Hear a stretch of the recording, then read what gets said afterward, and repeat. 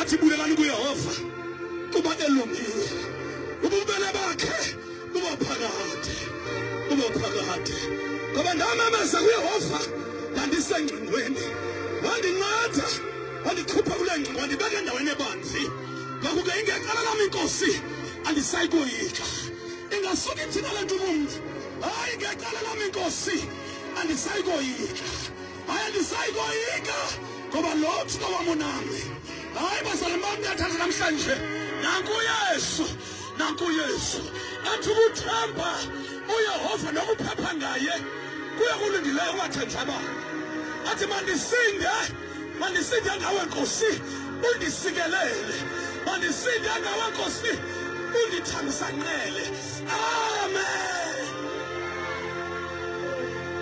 Khona umuntu namhlanje othi mfundisi thandaza nami. Pray with me man of God. Thandaza nami sendikude kakhulu noThixo ibalekile because I've offended him.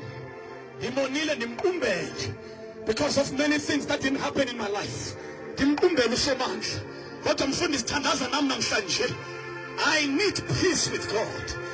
Nansi indlela kuyindlela kuyinyaniso bobubungi kuYesu igama lakhe is Jesus Christ. He came for you.